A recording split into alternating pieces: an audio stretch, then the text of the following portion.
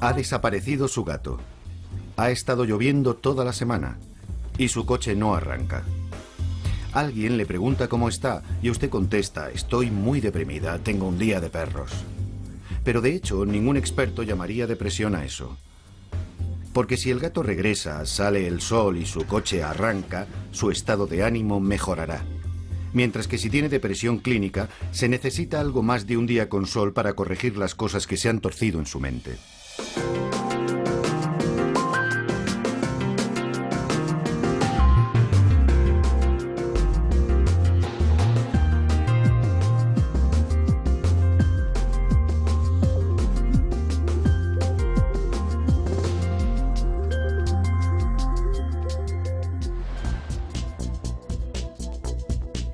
Aunque podemos decir que estamos deprimidos, más bien nos estamos refiriendo a un estado de ánimo pasajero. Si en la vida las cosas nos van mal y nos sentimos decaídos, sabemos lo que nos ocurre y podemos hacer algo por nuestro estado mental, pero cuando tenemos una depresión clínica no es tan fácil. Una vez alguien dijo que salir uno mismo de la depresión es igual que tratar de levantarte del suelo tirando de los cordones de los zapatos. Y bueno, si puedes hacerlo, entonces no es depresión, no es de lo que estamos hablando aquí. Felizmente casado y con una exitosa carrera en el campo de la publicidad, Matthew Johnson supo que algo iba mal y se pasó años intentando solucionar las cosas por sí mismo mientras luchaba contra la idea de una enfermedad mental. Creo recordar que tuve mi primer diagnóstico cuando tenía alrededor de 30 años, pero no lo creí y no me lo tomé en serio, porque pensé que no encajaba con quien yo pensaba que era. Creo que es un trago muy amargo de pasar que te digan que tienes algún tipo de problema mental. Y en fin, creo que me he pasado toda mi vida intentando evitarlo. Cambiando de trabajo, de relaciones, yéndome de viaje en coche, moviéndome por el país y todo este tipo de cosas. Y supongo que eso era siempre una forma de tratar de correr más que el perro, lo que yo llamo el perro negro. El perro negro, como Matthew describe su depresión en un libro que ha publicado recientemente, fue un gran paso para un ejecutivo publicitario de gran éxito. La publicidad tiene la finalidad de hacer que las cosas parezcan maravillosas, que todo brille, que sea todo sugerente, y creo que la depresión es todo lo contrario a eso. Me imagino que al escribir este libro, en parte, es como si cometiera una especie de harakiri profesional, o como se quiera llamar. Y para saber realmente cómo podría reaccionar la gente con ello, empecé a mostrarles el borrador del libro y nunca tuve una reacción adversa. Es más, me di cuenta de que todo el mundo tenía su propia historia. El 11 de septiembre de 2001 resultó que Matthew se encontraba a solo unas manzanas del World Trade Center cuando fue destruido.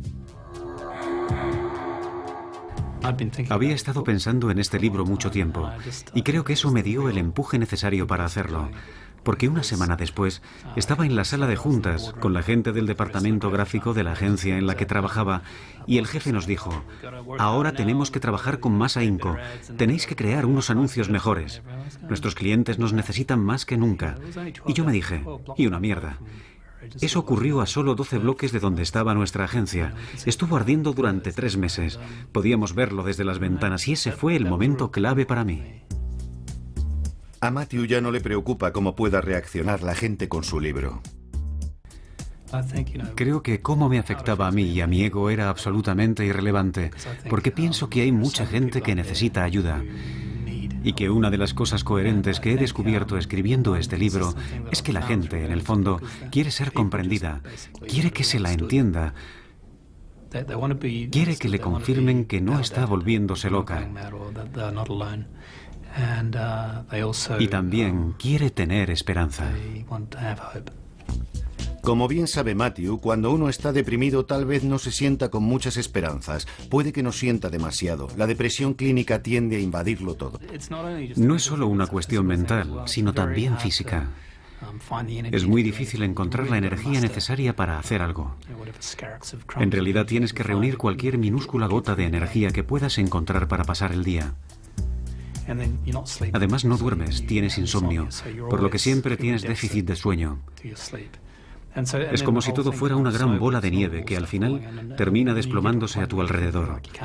Y llegas a un punto donde sientes que ya no puedes hacerle frente y que no eres capaz de seguir funcionando.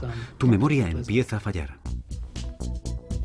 Con síntomas así, uno piensa que debería darse cuenta de que algo va mal, pero incluso así no llegaría a pensar que se debe a una enfermedad mental. Al menos 3/4 partes de las personas que veo con depresión, la palabra depresión no es la adecuada para ellas. No la asocian con la percepción de lo que les está ocurriendo. Puede que digan, oiga, es mi estado de ánimo, pero no estoy deprimido.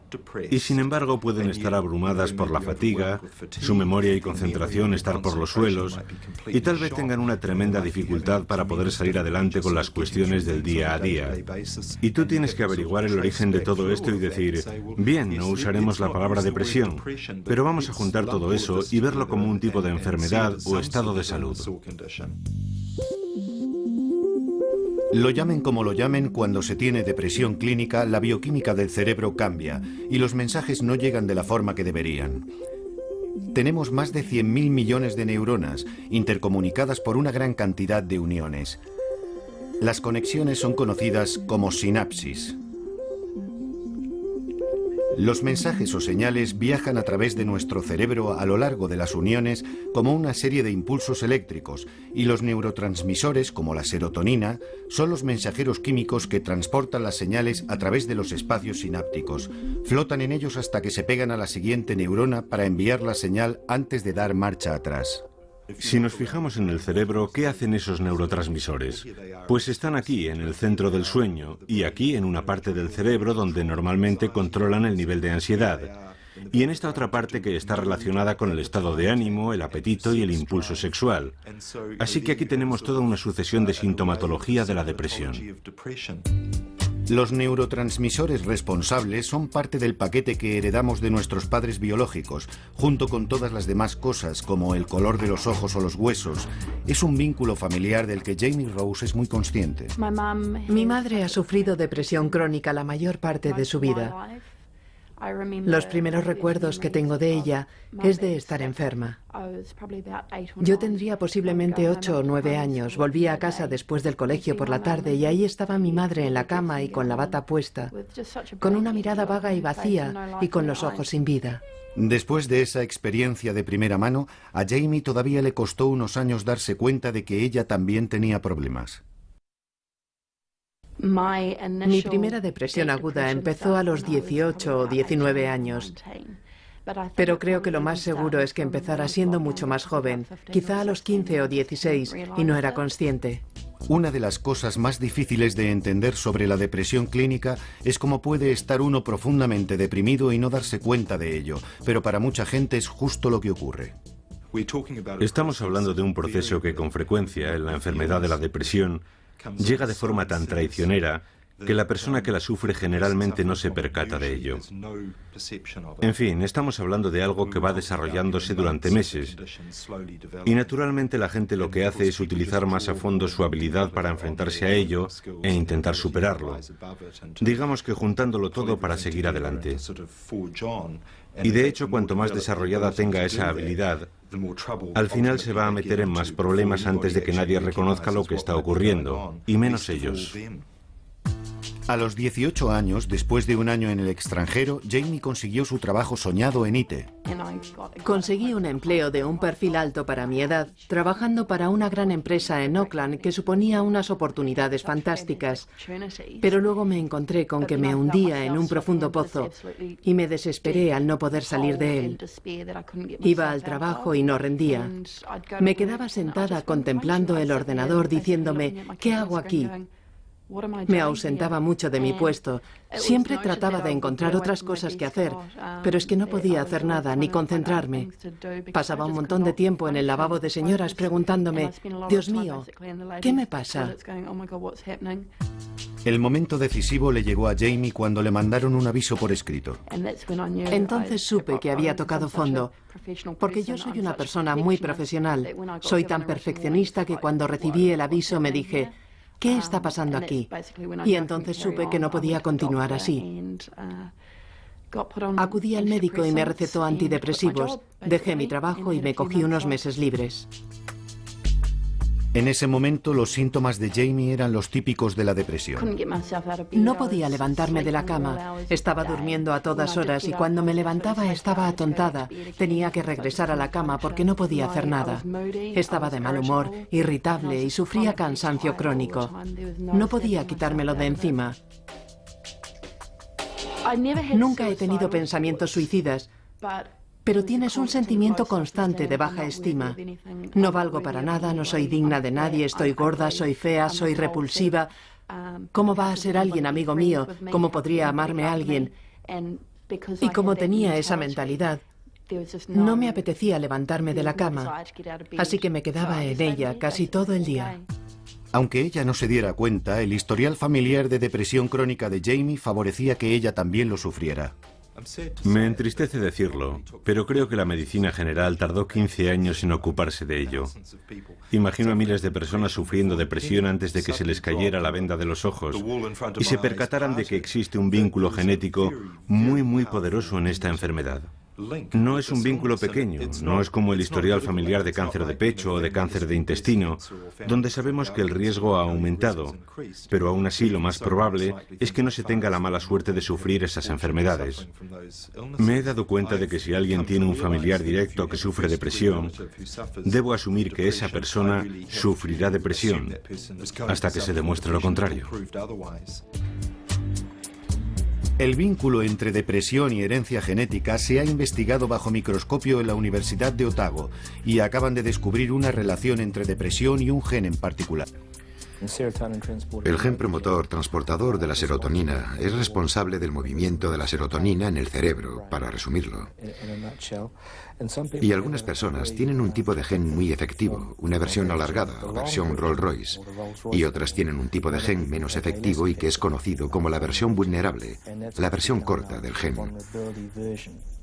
Así que algunas personas, en el caso de experimentar en la vida mucho estrés y dificultad, y que poseen la versión alargada del gen, no sucumben. No desarrollan la depresión o empiezan a pensar en infligirse daño a sí mismas o en suicidarse, mientras que otras, con una versión menos efectiva, sucumbirán mucho más rápido. Por supuesto, eso no es tan simple. Los mismos genes son solo una parte de la historia. Se ven informes sobre el gen de la depresión o el gen de la violencia, y de hecho eso es una tontería. Los genes solo operan en el contexto de ciertos acontecimientos ambientales. Por lo que el tipo de genes que tenemos determina la respuesta de nuestro cuerpo a las cosas que le ocurren. Pero hasta que nos pica un mosquito que transporta la malaria, no sabemos qué versión del gen de la malaria tenemos, o si sufriremos la enfermedad o no. Igual que como muchas otras partes de nuestra salud. Si comemos mucha comida con grasa nos puede causar un problema, pero tal vez no. Todos conocemos a algunas personas que comen dietas altas en grasas, pero no tienen el colesterol alto, y eso se debe a las diferencias en la estructura genética. Lo mismo ocurre con la depresión. Cojamos a 10 personas, todas tienen mucho estrés, con 3 o más episodios desagradables y estresantes. Tal vez hayan perdido su trabajo, quizá tengan algún problema de incapacidad física, alguna relación con malos tratos, pueden haber terminado una relación o tal vez no puedan pagar las facturas, ese tipo de zozobras de la vida.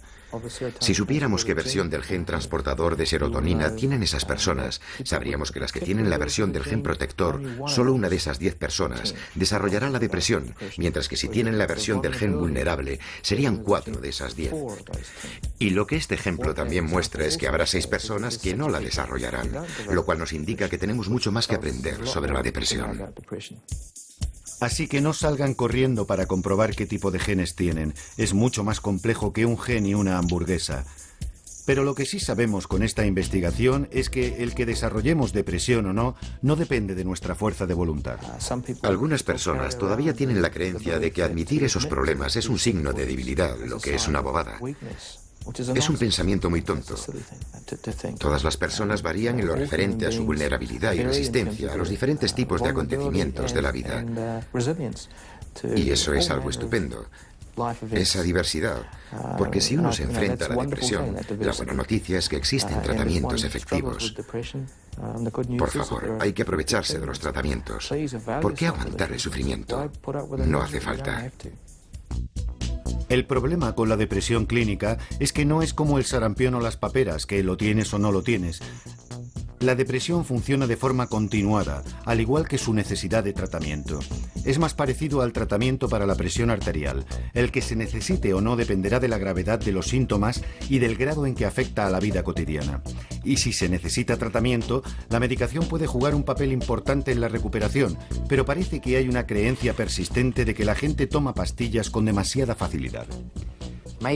Tal vez haya algunas personas que acuden a un psiquiatra, pero a mí me impresiona más la gran cantidad que sigue adelante durante meses o años, aparentando que no les pasa nada, hasta que llegan a un punto en el que dicen: algo marcha mal, necesito tratamiento.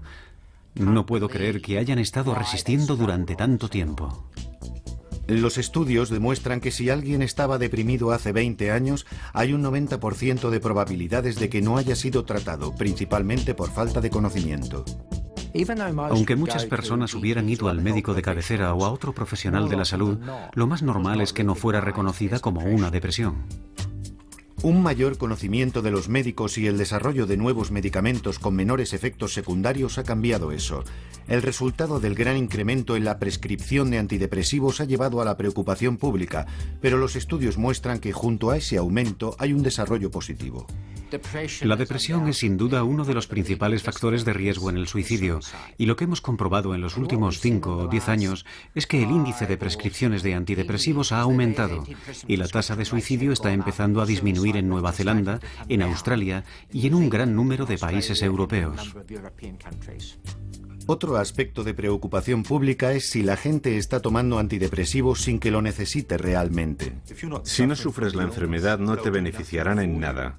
Solo te harán sentir normal si de entrada no te encuentras bien. Así que estos medicamentos, como algunos narcóticos, no te proporcionarán ningún subidón artificial. Ese no es el caso. En realidad, lo único que pueden hacer es devolverte a la normalidad, al nivel de la vida cotidiana. No pueden subirte por encima de ese nivel. La gente a la que se le ha prescrito la medicación correcta no tiene ninguna duda de por qué se la toma. La medicación es necesaria para estabilizarlo todo y para ponerme en un nivel en el que pueda funcionar y luego empezar a curarme. Para cuando el músico y guía de museo Norrie Gibson consiguió llegar hasta aquí, estaba luchando contra la depresión. La gente no tenía forzosamente que saber a lo que yo me enfrentaba, pero a veces estuvo a punto de destruirme. Fue sumamente agotador y necesité una enorme cantidad de energía que no tenía. No dormía bien, perdí la alegría por todo lo que antes me había proporcionado júbilo, perdí el entusiasmo por la música, que era mi vida. Necesitaba ayuda. Sabía que necesitaba ayuda. Con esos síntomas, el primer equipo médico al que acudió Norrie no tuvo problemas para encontrar el diagnóstico correcto y prescribirle antidepresivos. Como médicos de cabecera, frecuentemente vemos dos milagros en la medicina general. Uno de ellos es cuando llega alguien con neumonía y le recetas penicilina. Es milagroso lo que ocurre. Bueno, 2 días después la transformación es absolutamente llamativa. Un milagro a escala parecida es la transformación de alguien que ha sido diagnosticado correctamente de depresión y recibe el tratamiento adecuado. Hay una transformación milagrosa en esas personas. La medicación me permitió vivir mi vida y hacer cosas que necesitaba. Me ayudó a dormir, algunas veces con más éxito que otras, pero eso fue uno de los puntos clave para estabilizar mi sueño. La medicación que estaba tomando Norrie era para incrementar los niveles de serotonina en el cerebro. Si estamos deprimidos, los niveles de serotonina son bajos. Hay muy poca serotonina flotando en el espacio sináptico para pegarse a la siguiente célula y pasar los mensajes. El SSRI trabaja para incrementar los niveles de serotonina y lo hace bloqueando su reabsorción para que haya más cantidad y mantener funcionando las líneas de comunicación, lo cual con el tiempo se convierte en una visible mejora para muchas personas. Pero aunque los medicamentos pueden ser una parte clave en el tratamiento de las depresiones severas, obtener los adecuados puede ser cuestión de ir probando. La primera medicación que me mandaron fue Triciclen y, de hecho, me aumentó el límite de ansiedad de los síntomas que estaba experimentando. Sudaba profusamente, estaba muy acelerado, era más y más activo, cada vez con mayor agitación y más alarmado. Había momentos en que me sentía mareado y como si realmente fuera a desvanecerme. Me hizo polvo físicamente y también a otros niveles, algo terrible. Y naturalmente, me dijeron que continuara con ello hasta que me hiciera efecto. Pero en realidad era insoportable. Al final, Norrie fue enviado a un psiquiatra que le cambió su medicación por SSRI. Muy efectivo, desde casi al principio. Una de las primeras cosas que me dijo cuando me lo estaba recetando fue: si tienes problemas con esto, deja de tomarlo. Vaya, que me dio el margen de tomármelo con seguridad. No sigas con esta medicación si te ocasiona más problemas que mejoría. Así que eso fue tremendamente tranquilizador después de la anterior experiencia. La desagradable experiencia de Norrie no es nada insólito, ni tampoco lo es la reticencia de Matthew a medicarse al principio. Yo, al principio, tenía una sensación de fracaso por tener que medicarme debido a lo que estaba pasando, y fue muy duro. A Matthew también le fue difícil dar con la medicación adecuada para él. De hecho, terminaron dándome un anticompulsivo, que no estaba prescrito como un antidepresivo, pero los psiquiatras habían descubierto que los anticompulsivos parecían funcionar en personas que no respondían bien al SSRI, y en realidad me fue bien durante un tiempo. Aquello me funcionó. Yo pasaba por unas etapas muy críticas, y digamos que aquello me nivelaba. Pero sí, tuve algunas experiencias horribles con algunos medicamentos. Encontrar el medicamento adecuado y la dosis correcta para llegar a una recuperación total lleva su tiempo, pero vale la pena perseverar. Estar un poco mejor no es suficiente. El objetivo es llegar a sentirse de nuevo como era uno antes. Y si el segundo medicamento no funciona, se necesitará un tercer antidepresivo o buscar una combinación de tratamientos que sea efectiva. El primer paso hacia cualquier tratamiento, si se tiene una depresión clínica, es ante todo averiguar qué es lo que va mal. Pero Louise Windelborn no tenía ni idea de lo que le ocurría. Tenía depresión clínica y no lo sabía. Ni siquiera sabía que estaba deprimida. Lo que me pasaba es que tenía unos pensamientos negativos rondándome la cabeza y mucha gente me decía: oye Luis, tienes que pensar positivamente. Y yo intentaba ser positiva, lo intentaba con todas mis fuerzas y solo sentía que fracasaba porque no podía cambiar mi forma de pensar. En el caso de Louise, su depresión no fue reconocida durante años debido a que se ocultaba tras su adicción al alcohol. La depresión clínica puede destruir carreras, romper familias e incluso ser una amenaza para la propia vida. Pero una vez dictaminada y tratada, hay un índice del 80% de curación. El problema con Louise era que pensaba que su único inconveniente era su dependencia del alcohol, algo que provenía de su primer trago siendo adolescente. Desde luego es bastante memorable porque recuerdo que me sentía muy popular, segura y estupendamente. Y fue esa diferencia lo que me hizo convertirme en adicta y dependiente. Como Louise, muchas personas tratan de automedicarse para la ansiedad y la depresión con el alcohol. Todavía me acuerdo cómo me sentía. Tomarme una copa funcionaba, relajaba mi cuerpo. Y claro, una vez que estaba sobria, tenía que enfrentarme a mi estómago revuelto de ansiedad. Y eso era duro. Pero al final el alcohol tampoco me lo solucionaba y dejé de trabajar. Para algunas personas, si no estás deprimido clínicamente, puede ser el mismo alcohol el que provoque esos problemas. No hay duda de que para algunas personas abusar del alcohol les puede producir toda la gama de síntomas depresivos. En esos casos, si dejan de beber durante más de 2 semanas, muchos de estos síntomas depresivos desaparecerán. Pero si estás clínicamente deprimido, dejar de beber no es suficiente, y para los que lo han intentado y no han conseguido dejar la bebida, un tratamiento antidepresivo les cambia totalmente las cosas. He tenido un cierto número de casos que he tratado con antidepresivos. Y cuando su estado de ánimo ha mejorado, a pesar de la bebida, han sido capaces de dejar de beber justamente porque su estado de ánimo era óptimo. Louise dejó de beber cuando se quedó embarazada, pero los pensamientos de autolesionarse no desaparecieron. Luego, después de una tremenda borrachera, intentó suicidarse. Louise dejó de beber, envió a su hijo a vivir con su padre, emprendió un programa de 12 etapas y esperó que su vida mejorara. Cuando dejé de beber esperaba recuperarme rápidamente. Pensaba que mi vida mejoraría y que me sentiría feliz, pero eso no fue así. Pasaron años sin que ocurriera eso. Al final fue el padrino de su programa el que insistió para que Louise acudiera a un psiquiatra. No podía dejar de llorar. Y me dijo, bueno, ¿cómo se encuentra? Y yo le contesté, muy bien, no pasa nada. Claro, obviamente no era así.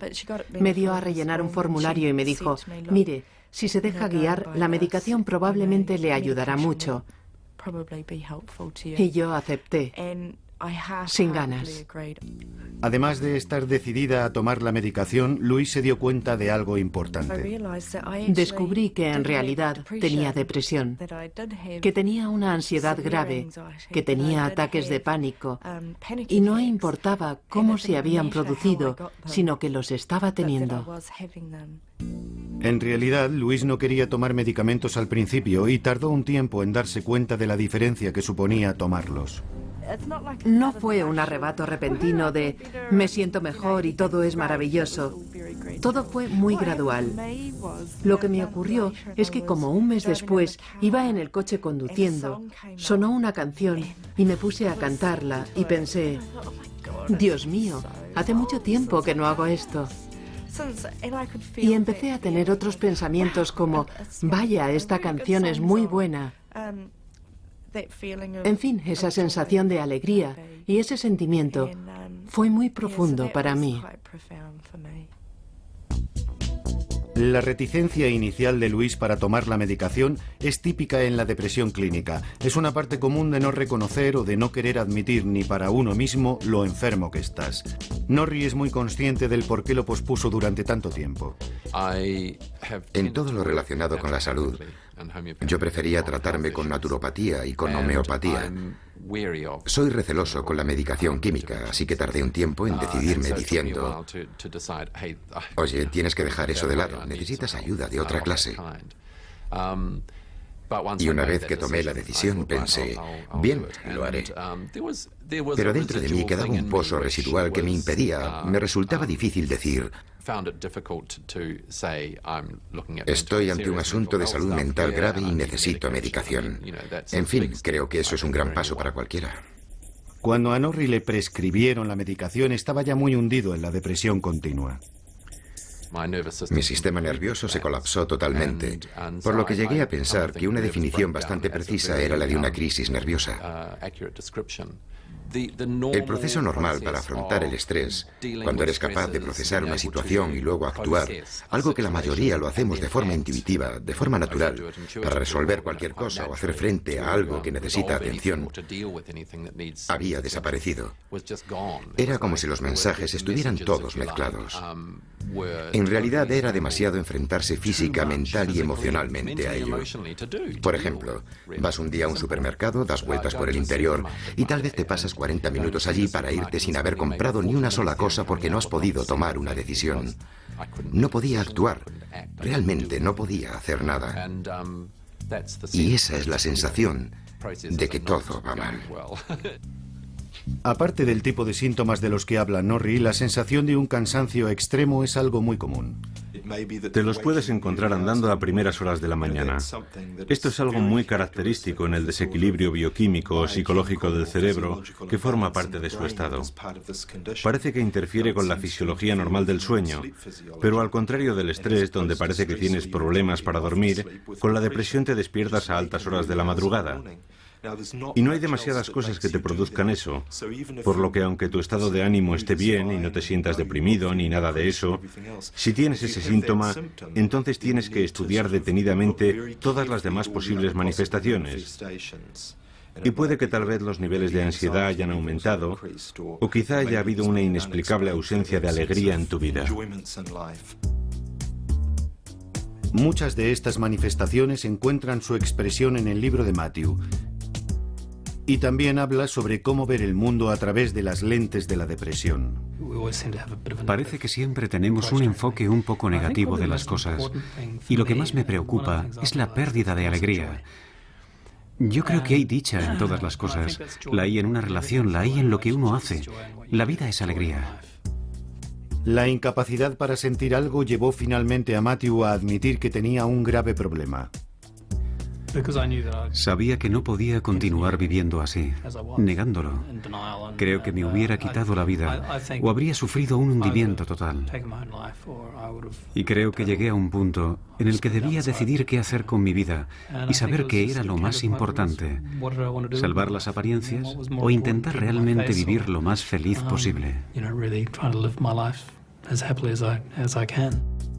Una vez que admitió su depresión, Matthew estaba destinado a recuperarse, pero era tan reticente a la psicoterapia como lo había sido a la medicación. De hecho, recuerdo que antes de ir a ver al terapeuta tenía pavor. Pensaba, Dios, soy un perdedor. ¿A dónde ha ido a parar mi vida? Pero cuando ya estaba en el periodo de recuperación, fue algo estupendo. Era lo que verdaderamente había estado esperando, porque me sentía libre y podía decir todo lo que quería, y creo que eso es muy beneficioso. Cada vez hay más estudios que demuestran que algunos tratamientos psicológicos pueden ser tan beneficiosos como la medicación. Es evidente que en la depresión está implicado algo más que los niveles de serotonina. Ahora entendemos que hay ciertos circuitos en el cerebro que están implicados y que funcionan mal cuando las personas están deprimidas.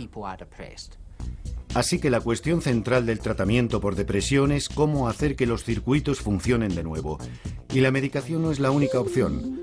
Los circuitos involucrados están en la parte frontal del cerebro donde está el pensamiento, al igual que en la parte central donde se procesan las emociones, tales como el miedo y la alegría a través de la amígdala y el hipocampo. Estos circuitos influyen entre sí. Por lo que actualmente decimos que los antidepresivos modulan estos circuitos depresivos, trabajando desde abajo, mientras que la psicoterapia, como la terapia del comportamiento cognitivo, puede que los module desde centros más altos dentro del cerebro.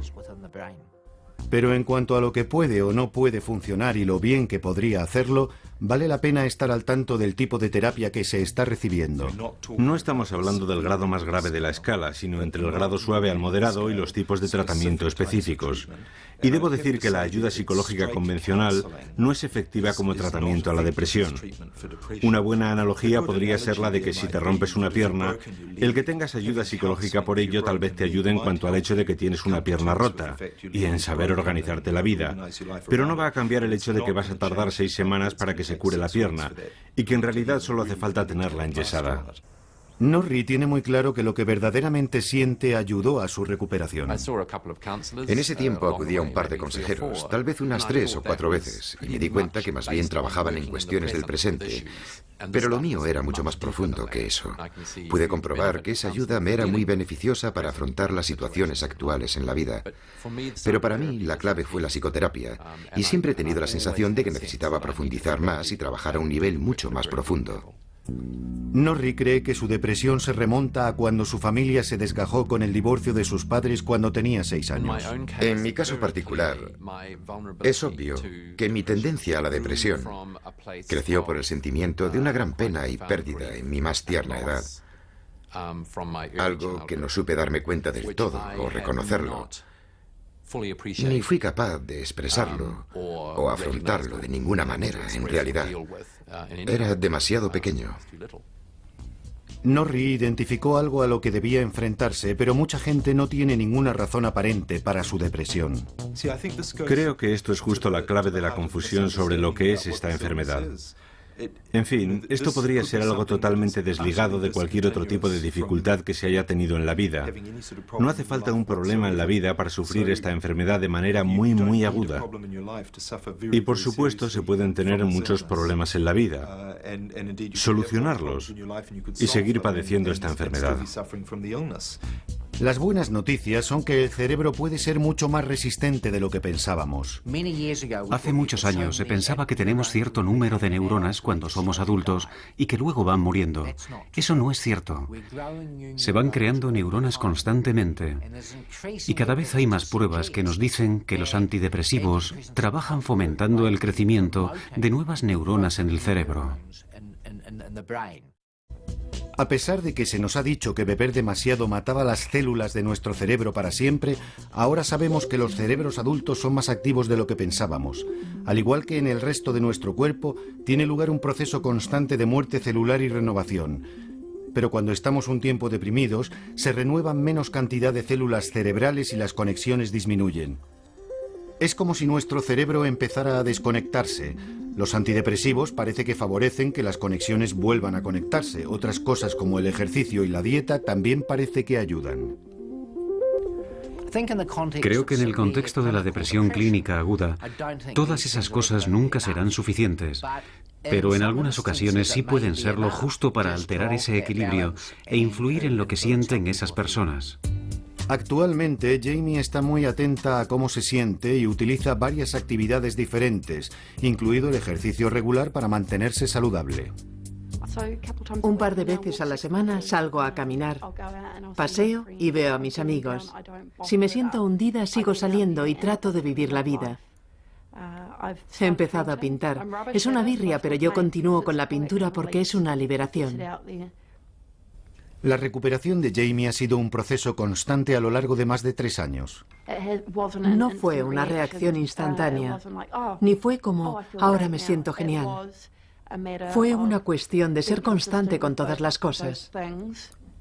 Para Jamie, el ser capaz de disfrutar de todas esas cosas demuestra lo lejos que ha llegado desde la época de su depresión clínica aguda. No hubiera sido capaz de hacer todo esto.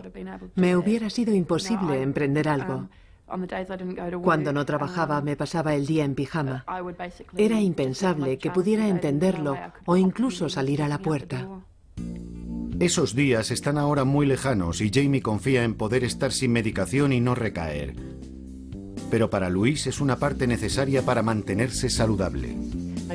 Hago lo que debo hacer, estar bien, y para ello tengo que tomar antidepresivos. Me ayuda a que mi mente no salga galopando.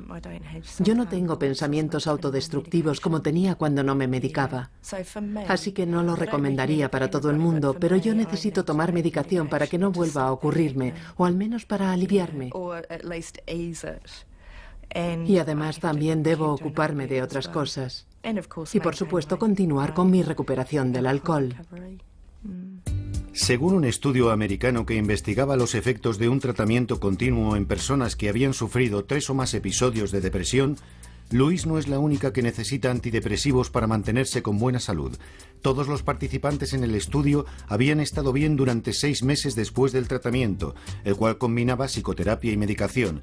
De aquellos que habían dejado todo el tratamiento, el 10% siguió perfectamente durante los siguientes 3 años.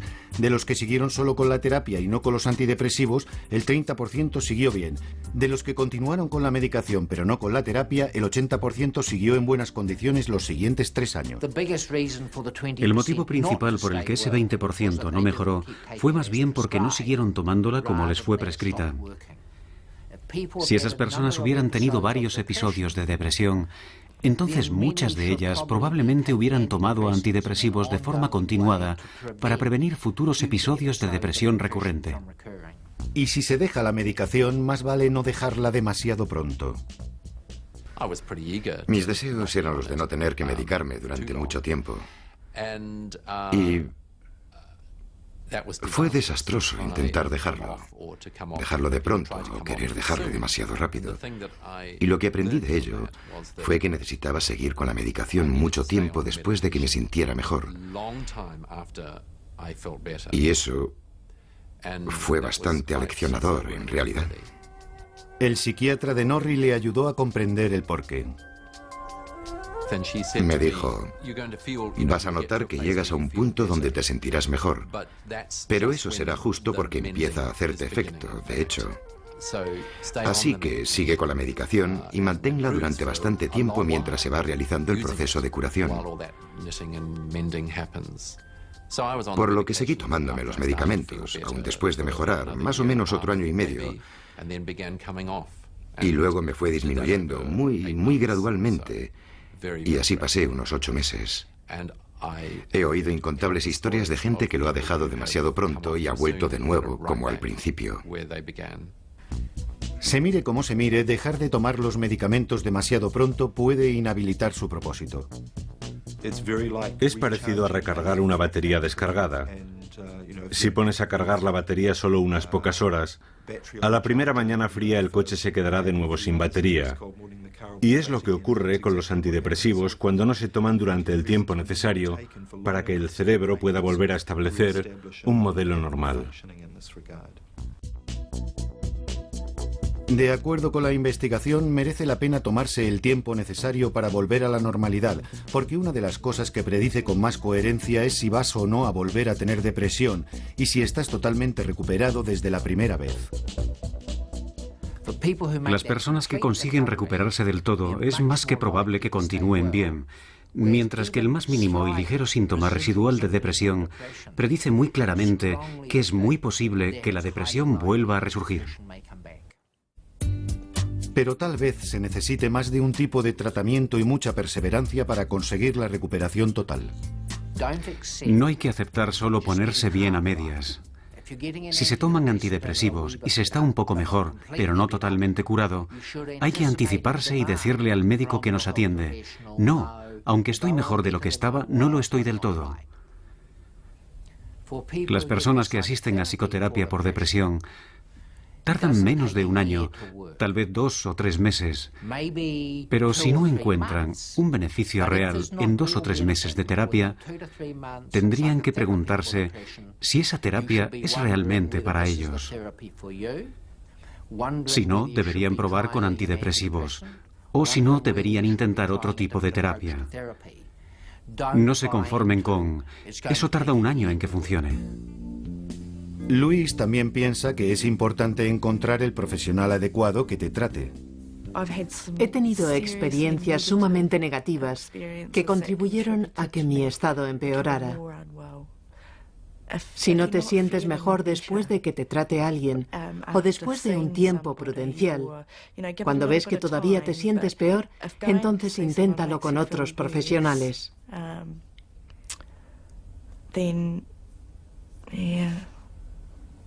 Pero nunca pierdas la esperanza. Tienes que continuar luchando. Luis sabe que tiene suerte por estar viva y con un futuro que disfrutar. Por entonces no me lo hubiese creído. No hubiese podido creer que estaría viva. Y que hasta sería madre. Y con Matt, aquí haciendo las cosas cotidianas. No solo sobrevivió a su depresión, sino que aprendió mucho sobre la vida. En fin, lo bueno de lo que he hecho es que ahora puedo enseñar cosas, cómo enfrentarse a los problemas de la vida, mientras que antes no hubiera tenido ni idea. Así que trato de disfrutar de él antes de que se vaya, de que deje el hogar, algo que no está tan lejano. Crecen demasiado deprisa, pero ahora tengo otras posibilidades, aunque no sé lo que me deparará el futuro. Aunque en su futuro puede que todavía exista depresión, Matthew sabe ahora que puede vivir con ella. Alguien dijo: lo más importante es recordar que no importa lo mal que se pongan las cosas si se toman las medidas correctas. Las sombras del perro negro pueden desaparecer y lo harán. Y creo que en realidad los malos tiempos son como las tormentas. Llegan y hacen daño y causarán todos los estragos que puedan. Pero creo que hay que reaccionar como con las tormentas, porque eso es lo que mi esposa, Ainsley, siempre me decía: esto pasará. A veces no creía en ello, pero ella tenía razón, y así fue. Cuanto más lo combatas, tanto más batallarás con ello. Cuanto más trates de pasarlo por alto, más tiempo permanecerá ahí. Y ese es el motivo de que el libro del perro negro siempre me analice a mí. Y es que creo que solo está esperando. Bueno, espera que yo tome medidas. Porque yo no lo considero como si el perro estuviera muerto o como algo maligno. Más bien creo que, de hecho, es algo que forma parte de nosotros orgánicamente y que necesita que se le dé una respuesta.